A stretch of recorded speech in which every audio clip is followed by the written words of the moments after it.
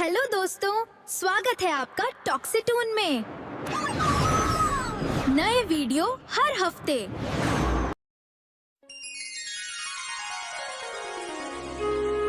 मध्य प्रदेश के छोटे से गांव भीमरायपुर में रमेश नाम का एक गरीब आदमी रहता था।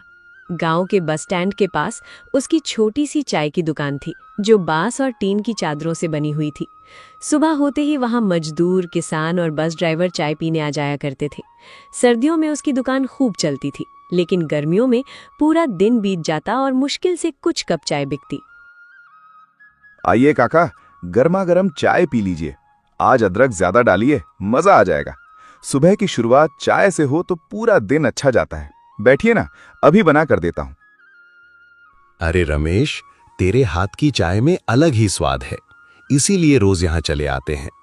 ठंडी सुबह में तेरी चाय शरीर गर्म कर देती है। भगवान तेरी दुकान हमेशा चलाए। रमेश सुबह 4 बजे ही उठ जाता था। सबसे पहले वो पानी भरता, फिर लकड़ी का चूल्हा जलाकर दूध गर्म करता। उसकी पत्नी गीता भी उसके साथ दुकान संभालती थी।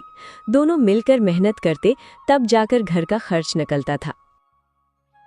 सुनो जी, आज दूध थोड़ा कम बचा है। अगर ज्यादा ग्राहक आ गए तो बीच में खत्म हो जाएगा। कल वाले दुकानदार का उधार भी बाकी है। वो सुबह से 2 बार पैसे मांग चुका है। चिंता मत कर गीता, आज शाम तक कुछ न कुछ इंतजाम हो जाएगा। भगवान ने चाहा तो उधार भी उतर जाएगा। बस हिम्मत मत हारना। सर्दियों के दिनों में रमेश की दुकान पर इतनी भीड़ होती थी कि लोगों को खड़े होकर चाय पीनी पड़ती थी। उन दिनों रमेश के चेहरे पर भी खुशी दिखाई देती थी। अरे रमेश, जल्दी दो भाई, बस निकलने वाली है। तेरी चाय पिए बिना आंख ही नहीं खुलती। एक कप मेरे हेल्पर के लिए भी बना दे। अभी देता हूं भाई। आज इलायची भी डाली है चाय में। पियोगे तो सारी थकान उतर जाएगी। बस 2 मिनट रुको। लेकिन धीरे धीरे मौसम बदलने लगा। ठंडी हवाओं की जगह तेज गर्मी ने ले ली। दोपहर में सड़कें सुनसान रहने लगीं। लोग गर्म चाय की जगह ठंडा पानी और शिकंजी पीने लगे। अब रमेश की दुकान पर पहले जैसी भीड़ नहीं आती थी। सुबह से शाम तक इंतजार करने के बाद भी बहुत कम कमाई होती थी। अरे भैया, एक चाय पी लो। सुबह से दुकान खाली पड़ी है। इतनी गर्मी में इंसान थक जाता है। चाय पीने से थोड़ा आराम मिल जाएगा। नहीं रमेश, आज बहुत गर्मी है, अभी चाय पीने का मन नहीं है। अगर ठंडा शरबत होता तो जरूर पीते, फिर कभी आऊंगा। धीरे धीरे घर की हालत खराब होने लगी। राशन कम पड़ने लगा था। कई बार ऐसा होता कि रात में सिर्फ सूखी रोटी खाकर ही सोना पड़ता। रमेश बाहर से मुस्कुराने की कोशिश करता, लेकिन अंदर ही अंदर चिंता में डूबा रहता था। सुनो जी, घर में बस थोड़ा सा आटा बचा है। दाल भी खत्म होने वाली है। अगर 2-3 दिन ऐसे ही रहे तो मुश्किल हो जाएगी। अब क्या करेंगे हम? मैं हूं ना गीता, जब तक हाथ पैर चल रहे हैं सब संभाल लेंगे। मुश्किल वक्त हमेशा नहीं रहता। एक न एक दिन अच्छा समय जरूर आएगा। उस रात रमेश दुकान के बाहर अकेला बैठा आसमान की तरफ देख रहा था। गर्म हवा चल रही थी और सड़कें सूनी पड़ी थीं। उसकी आंखों में चिंता साफ दिखाई दे रही थी। इतना मत सोचिए, भगवान सब ठीक करेंगे। आप टूट गए ना तो हम दोनों टूट जाएंगे। हिम्मत रखिए। मुझे अपने लिए दुख नहीं है गीता। बस इतना चाहता हूं कि हमारा घर ऐसे ना टूटे। मैं नहीं चाहता कि गरीबी हमें हरा दे। एक दिन सब जरूर बदलेगा। अगले दिन दोपहर में तेज लू चल रही थी। दुकान पूरी तरह खाली थी। रमेश उदास होकर चूल्हे के पास बैठा था। तभी दूर सड़क से एक बूढ़ा साधु धीरे धीरे चलता हुआ उसकी दुकान की तरफ आने लगा। उसके कपड़े धूल से भरे हुए थे और चेहरा बहुत थका हुआ लग रहा था। बेटा, बहुत प्यास लगी है, क्या एक कप चाय मिल सकती है? सुबह से कुछ खाया पिया नहीं, अगर थोड़ा पानी भी मिल जाए तो अच्छा होगा। अरे बाबा, ये भी कोई पूछने की बात है। आप बैठिए, मैं अभी गर्मा गर्म चाय बनाता हूँ। पैसों की चिंता मत करना। रमेश ने जल्दी से चूल्हा जलाया और बचा हुआ दूध डालकर चाय बनानी शुरू की। घर में दूध बहुत कम था, फिर भी उसने सबसे अच्छी चाय बनाई। साधु धीरे धीरे चाय पीने लगा। चाय पीते ही उसके चेहरे पर सुकून दिखाई देने लगा। वाह बेटा, तेरी चाय में बड़ा अपनापन है। तू खुद गरीब है फिर भी दूसरों की मदद करता है। ऐसे लोग अब बहुत कम मिलते हैं। बाबा, गरीब आदमी के पास देने के लिए और होता ही क्या है, बस इंसानियत ही सबसे बड़ी दौलत है। आज मैं किसी की मदद करूंगा तो कल भगवान मेरी करेंगे, यही सोचकर जीता हूं। साधु मुस्कुराया और उसने अपनी छोटी सी झोली खोली। उसमें से उसने एक पुरानी डिब्बी निकाली। डिब्बी खोलते ही पूरी दुकान में मीठी खुशबू फैल गई। रमेश और गीता दोनों हैरानी से उस चाय पत्ती को देखने लगे। उसकी खुशबू कभी महसूस नहीं हुई थी। ये साधारण चाय पत्ती नहीं है बेटा। जिस दिन इसे अपनी चाय में मिलाएगा उस दिन से तेरी किस्मत बदल जाएगी। लेकिन याद रखना, इसका इस्तेमाल कभी लालच के लिए मत करना, वरना इसका जादू हमेशा के लिए खत्म हो जाएगा। बाबा, मुझे बस इतना चाहिए कि मेरा परिवार भूखा ना सोए, मेरी छोटी सी दुकान चलती रहे, यही बहुत है। मैं कभी लालच नहीं करूंगा, आपका आशीर्वाद ही मेरे लिए काफी है। साधु हल्का सा मुस्कुराया और धीरे धीरे वहां से चला गया। रमेश काफी देर तक उस छोटी डिब्बी को हाथ में पकड़े बैठा रहा। बाहर गर्म हवा चल रही थी, लेकिन उसके दिल में पहली बार उम्मीद की ठंडी हवा महसूस हो रही थी। उसे लग रहा था कि शायद भगवान ने उसकी सुन ली है। अगली सुबह रमेश बहुत जल्दी उठ गया। रात भर वो उस जादुई चाय पत्ती के बारे में सोच रहा था। दुकान खोलते समय भी उसका ध्यान बार बार उसी डिब्बी पर जा रहा था। गीता भी थोड़ी घबराई हुई थी। दोनों समझ नहीं पा रहे थे कि सच में उस चाय पत्ती में कोई जादू है या नहीं। सुनो जी, क्या सच में इसे चाय में डालोगे? कहीं बाबा मजाक तो नहीं कर गए? अगर चाय खराब हो गई तो ग्राहक भी भाग जाएंगे। मुझे थोड़ा डर लग रहा है। डर मत गीता, बाबा की आंखों में झूठ नहीं था। एक बार कोशिश करने में क्या जाता है, भगवान शायद हमारी सुन ले। रमेश ने धीरे से डिब्बी खोली और उसमें से थोड़ी सी चाय पत्ती अपनी बड़ी केतली में डाल दी। जैसे ही चाय उबलने लगी, पूरी दुकान में अलग ही खुशबू फैल गई। वो खुशबू इतनी मीठी और ताजगी भरी थी कि सड़क से गुजरते लोग खुद ब खुद दुकान की तरफ देखने लगे। रमेश और गीता दोनों हैरानी से एक दूसरे को देखने लगे। अरे रमेश, आज कौन सी चाय बना रहा है? इतनी अच्छी खुशबू तो पहले कभी नहीं आई। दूर सड़क तक इसकी महक जा रही है। चल जल्दी एक कप बना। मेरे लिए भी बनाना। सुबह से सिरदर्द हो रहा था, इस चाय की खुशबू से ही मन खुश हो गया। लगता है आज कुछ खास है। धीरे धीरे दुकान पर भीड़ बढ़ने लगी। जो लोग कभी गर्मियों में चाय नहीं पीते थे, वो भी रुककर चाय मांगने लगे। कई महीनों बाद उसकी दुकान फिर से हंसती हुई दिखाई दे रही थी। अरे सुनो जी, देखो तो कितने ग्राहक आ रहे हैं। इतनी भीड़ तो सर्दियों में भी नहीं होती थी। लगता है बाबा सच बोल रहे थे। भगवान ने हमारी सुन ली। हाँ गीता, आज दिल को सुकून मिल गया। पहली बार लग रहा है कि मुश्किल दिन खत्म होंगे। लेकिन याद रखना, हमें कभी घमंड नहीं करना।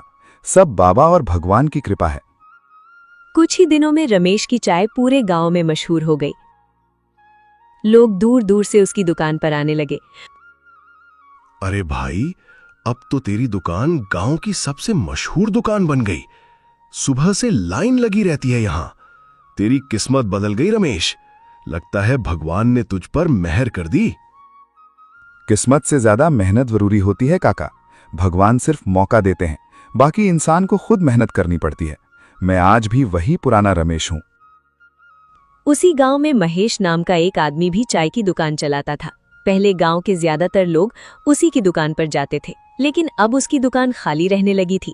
पूरा दिन बैठा रहता और सामने रमेश की दुकान पर लगी भीड़ देखता रहता। धीरे धीरे उसके मन में जलन भरने लगी। ये कैसे हो सकता है? गर्मी में तो चाय बिकती ही नहीं, फिर इसकी दुकान पर इतनी भीड़ क्यों रहती है? जरूर कोई राज छिपा रहा है ये। मैं भी यही सोच रही हूँ। कल तक जिसके घर में खाने तक के पैसे नहीं थे, आज उसकी दुकान चमक रही है। कुछ ना कुछ गड़बड़ जरूर है। तुम पता लगाओ आखिर मामला क्या है। उस रात महेश चुपके से रमेश की दुकान के पीछे जाकर छिप गया। वो देखना चाहता था कि आखिर रमेश चाय में ऐसा क्या मिलाता है। दुकान बंद होने के बाद रमेश ने बड़ी सावधानी से वही छोटी डिब्बी निकाली और उसे कपड़े में लपेट कर रख दिया। महेश दूर से सब देख रहा था। उसकी आंखों में लालच चमकने लगा। अच्छा, तो राज उस डिब्बी में है। जरूर कोई खास चाय पत्ती है। अगर वो मेरे हाथ लग जाए ना, तो पूरा गांव फिर मेरी दुकान पर आएगा। दूसरी तरफ रमेश को जरा भी अंदाजा नहीं था कि कोई उसकी खुशियों पर नजर लगाए बैठा है। वो तो बस ईश्वर का धन्यवाद करते हुए अपने परिवार के साथ चैन की जिंदगी जी रहा था। लेकिन आने वाले दिनों में उसकी परीक्षा अभी बाकी थी। अब गांव में हर तरफ रमेश की चाय की चर्चा होने लगी थी। सुबह होते ही उसकी दुकान पर भीड़ लग जाती। दूर दूर के लोग सिर्फ उसकी चाय पीने आते थे। लेकिन दूसरी तरफ महेश अंदर ही अंदर जल रहा था। उसकी दुकान अब ज्यादातर खाली रहने लगी थी। नहीं, अब और नहीं। अगर ऐसा ही चलता रहा ना तो मेरी दुकान पूरी तरह बंद हो जाएगी। सारे ग्राहक रमेश के पास चले जाएंगे। मैं हाथ पर हाथ रखकर ये सब नहीं देख सकता। मैं पहले ही कह रही थी कि उसकी चाय में जरूर कोई बड़ा राज छिपा है, वरना एक गरीब आदमी की किस्मत इतनी जल्दी कैसे बदल सकती है। कल तक जिसके पास राशन के पैसे नहीं थे, आज उसकी दुकान पर भीड़ लगी रहती है। तुम्हें पता लगाना ही होगा कि आखिर मामला क्या है। हाँ, और अब मैं पीछे नहीं हटूंगा। चाहे कुछ भी करना पड़े, मुझे उसका राज जानना ही होगा। मैं अपनी आंखों के सामने उसे इतना आगे नहीं बढ़ने दूंगा। अब वक्त आ गया है कि मैं भी कुछ बड़ा करूं। महेश अब रोज छुप छुप कर रमेश की दुकान को देखने लगा। वो जानना चाहता था कि आखिर उसकी चाय में ऐसा क्या खास है। एक रात तेज आंधी चल रही थी। रमेश जल्दी में दुकान बंद करके घर चला गया, लेकिन जादुई डिब्बी दुकान में ही रह गई। बस यही मौका है जिसका मैं इतने दिनों से इंतजार कर रहा था। अगर आज वो डिब्बी मेरे हाथ लग गई ना तो सब कुछ बदल जाएगा। कल से गांव वाले मेरी दुकान पर लाइन लगाएंगे। अब मेरी किस्मत चमकने वाली है। कुछ देर बाद उसे कपड़े में लिपटी वही छोटी डिब्बी मिल गई। जैसे ही उसने उसे खोला, मीठी खुशबू फैल गई। उसकी आंखें चमक उठी। आखिर मिल ही गई। यही है रमेश की तरक्की का असली राज। अब देखता हूं गांव वाले उसकी दुकान पर कैसे जाते हैं। कल से हर तरफ सिर्फ मेरी चाय की चर्चा होगी। अगली सुबह रमेश हमेशा की तरह दुकान पहुंचा। उसने चूल्हा जलाया और डिब्बी निकालने के लिए बक्सा खोला, लेकिन डिब्बी वहां नहीं थी। उसमें पूरी दुकान ढूंढ डाली पर कुछ नहीं मिला। अरे, ये कैसे हो सकता है? मैंने तो डिब्बी यहीं संभाल कर रखी थी। कहीं मैंने गलती से दूसरी जगह तो नहीं रख दी? हे भगवान, अब क्या होगा? क्या सच में डिब्बी नहीं मिल रही? आपने पूरी दुकान अच्छे से देख ली ना?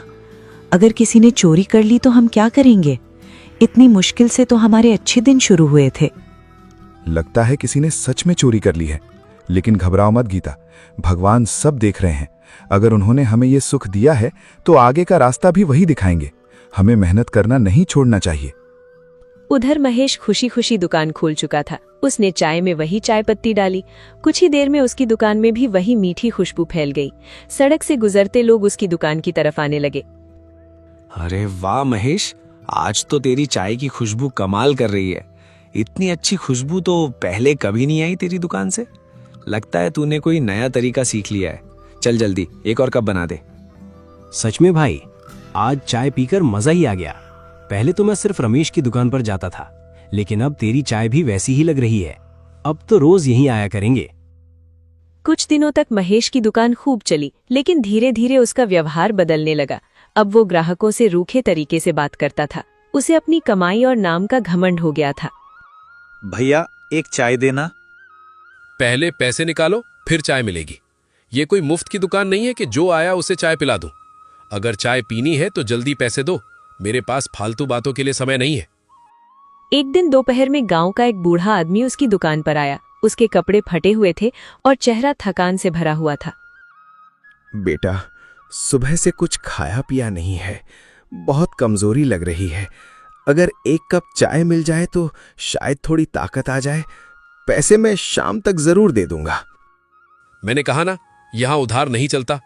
अगर हर गरीब को मुफ्त में चाय बांटने लगूं तो दुकान बंद हो जाएगी। पैसे नहीं है तो कहीं और जाओ। मुझे बेवजह परेशान मत करो। ठीक है बेटा, जैसा तुम्हें ठीक लगे। भगवान तुम्हारा भला करे। मैं किसी और जगह चला जाता हूं, तुम परेशान मत हो। तभी वहां से रमेश गुजर रहा था। उसने बूढ़े आदमी की हालत देखी तो तुरंत उसे अपने पास बुला लिया। काका, आप वहां क्यों खड़े हैं? आइए यहाँ बैठिए। मैं अभी आपके लिए गर्मा गर्म चाय बनाता हूँ। और हाँ, कुछ खाने को भी ले आइए गीता। भूखे इंसान को कभी खाली हाथ नहीं लौटाना चाहिए। बेटा, भगवान तुझे हमेशा खुश रखे। आजकल ऐसे अच्छे लोग बहुत कम देखने को मिलते हैं। तेरे दिल में दया और इंसानियत दोनों है। यही सबसे बड़ी दौलत होती है। काका, इंसान अगर इंसान के काम ना आए तो फिर क्या फायदा। आज मैं आपकी मदद करूंगा तो कल कोई मेरी करेगा। दुनिया ऐसे ही चलती है, भगवान सबका हिसाब रखते हैं। महेश दूर खड़ा ये सब देख रहा था। पहली बार उसे अपनी गलती का एहसास होने लगा था, लेकिन उसका लालच अभी पूरी तरह खत्म नहीं हुआ था। तो उसने फिर से चाय बनाई, लेकिन जैसे ही डिब्बी खोली उसकी खुशबू गायब थी। उसने जल्दी से चाय बनाई पर स्वाद बिल्कुल साधारण था। ये क्या हो गया? कल तक तो यही चाय इतनी शानदार बन रही थी, अब खुशबू कहाँ चली गई? क्या सच में जादू खत्म हो गया? मैंने पहले ही तुम्हें समझाया था, ये सब लालच और बुरे कामों का नतीजा है। तुमने चोरी भी की और जरूरतमंद इंसान को दुत्कार भी दिया। शायद इसलिए उस चाय का जादू खत्म हो गया। नहीं, ऐसा नहीं हो सकता। मैं फिर से कोशिश करता हूं, शायद मुझसे कहीं कोई गलती हो गई हो। ये सब अचानक कैसे खत्म हो सकता है? लेकिन लाख कोशिशों के बाद भी चाय पहले जैसी नहीं बनी। अगले दिन से लोग फिर उसकी दुकान छोड़ने लगे। धीरे धीरे उसकी दुकान दोबारा खाली हो गई। अरे भाई, पहले जैसी बात नहीं रही अब तेरी चाय में। न पहले जैसी खुशबू है और ना स्वाद। चलो छोड़ो, रमेश की दुकान चलते हैं, वहीं की चाय सबसे अच्छी लगती है। महेश अब पूरी तरह टूट चुका था। उसे बार बार रमेश की अच्छाई याद आ रही थी। आखिर अगले दिन वो शर्मिंदा होकर डिब्बी लेकर रमेश के घर पहुंच गया। रमेश, मुझे माफ कर दे। मैंने ही लालच में आकर तेरी डिब्बी चुराई थी। मैं तेरी तरक्की देखकर जलने लगा था, लेकिन अब समझ आया कि असली जादू चाय में नहीं, तेरे अच्छे दिल में था। तुम्हें ऐसा नहीं करना चाहिए था महेश। हम कितने परेशान हो गए थे। अगर भगवान ने साथ न दिया होता तो फिर से सब खत्म हो जाता। लेकिन अच्छा है कि तुम्हें अपनी गलती समझ आ गई। गलती इंसान से ही होती है महेश। जरूरी ये है कि इंसान समय रहते उसे मान ले। अगर दिल साफ हो जाए तो भगवान भी माफ कर देते हैं। अब पुरानी बातें भूल जाओ। क्या तुम सच में मुझे माफ कर दोगे? इतना सब होने के बाद भी तुम्हारे दिल में मेरे लिए गुस्सा नहीं है? मैं खुद अपनी नजरों में गिर गया हूं, लेकिन अब मैं बदलना चाहता हूं। बैठो महेश, आज साथ में चाय पीते हैं। नफरत और जलन इंसान को अंदर से खत्म कर देती है, लेकिन प्यार और अच्छाई हर चीज बदल सकती है। महेश की आंखों से आंसू निकल आए। उस दिन के बाद उसने लालच छोड़ दिया और मेहनत से काम करना शुरू कर दिया। अब गांव में लोग दोनों दुकानों पर जाने लगे। लोग कहते थे कि इंसान को बड़ा उसकी दौलत नहीं, बल्कि उसका व्यवहार बनाता है।